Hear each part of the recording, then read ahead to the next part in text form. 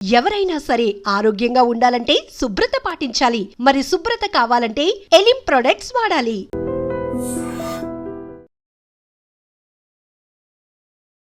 Welcome to I dream. నా పేరు Lumbini.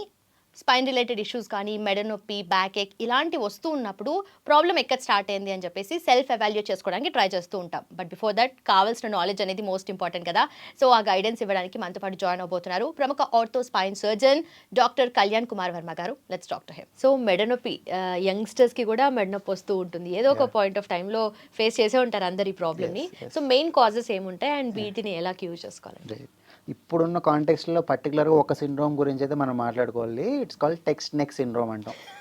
Okay, అంటే ఇప్పుడు మీ మామూలుగా మీ హెడ్ వెయిట్ ఎంత ఉంటుంది?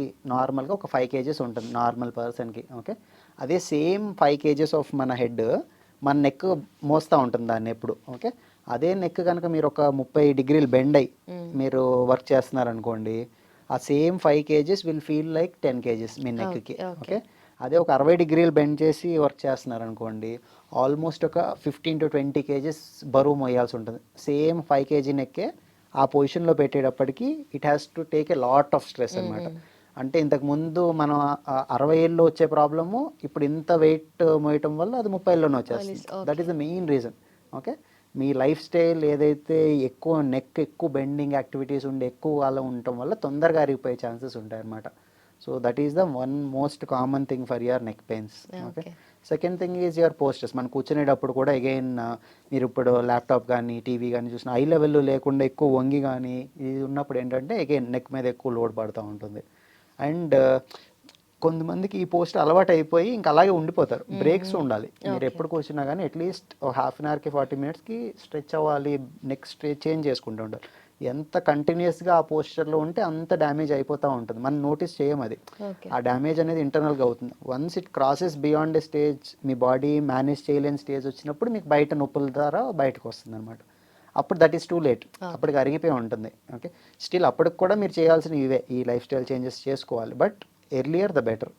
అంటే నొప్పులు రాకముందే మీరు రియలైజ్ అయ్యి చేసుకోవడం is important thing. Okay, next syndrome మేము పడుకొని కూడా చూస్తాం ఫోను, మేము యూనో డిఫరెంట్ పోస్చర్స్లో చూస్తూ ఉంటాం కదా.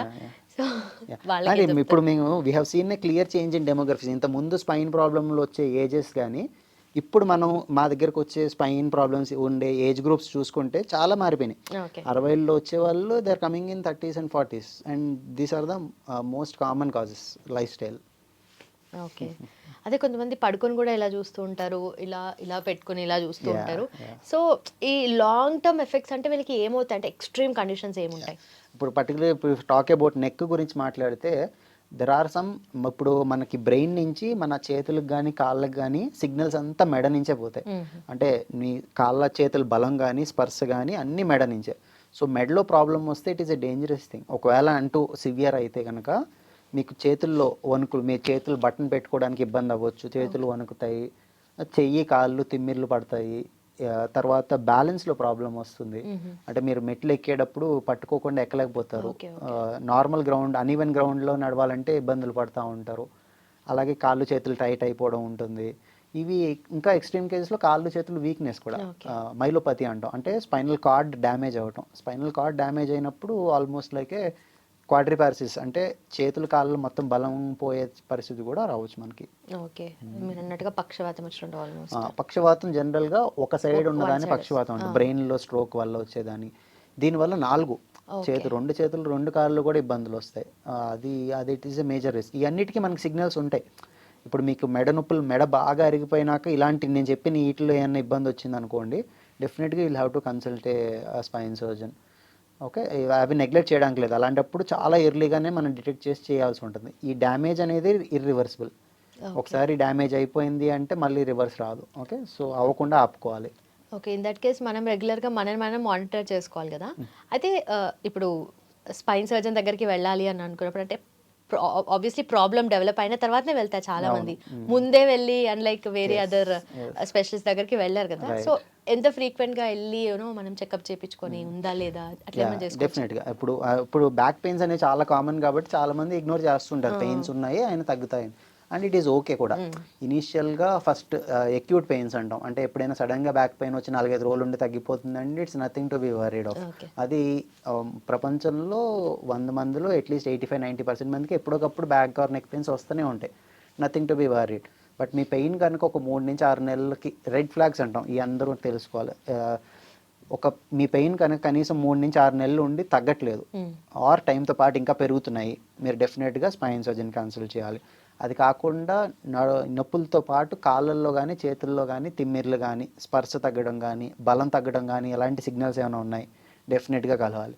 వాటితో పాటు యూరిన్లో ఏమైనా ప్రాబ్లం వస్తుంది, యూరిన్ ఆపుకోలేకపోవటం, ఫ్రీక్వెంట్గా వెళ్ళాల్సి వచ్చి వచ్చినప్పుడు ఆపుకోలేకపోతున్నారు, లేదంటే కంట్రోల్ పోతుంది, తెలియకుండా లీక్ అవుతుంది, ఈ నొప్పులతో పాటు అలాంటిది ఉంది, ఇట్స్ అన్ ఎమర్జెన్సీ, అది ఉంటే అదే రోజే మీరు కలవాల్సి ఉంటుంది.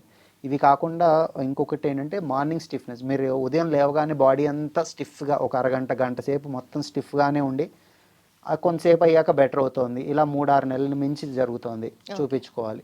నడుము నొప్పి మెడ నొప్పితో పాటు ఆకలి తగ్గుతోంది, బరువు తగ్గుతున్నారు, లేదా జ్వరం వస్తుంది, కంపల్సరీ చూపించుకోవాలి. మీరు 60 తర్వాత ఏమైనా చిన్నగా పడ్డాక నడు నొప్పి కానీ మెడ నొప్పి కానీ స్టార్ట్ అయినాయి చూపించుకోవాలి.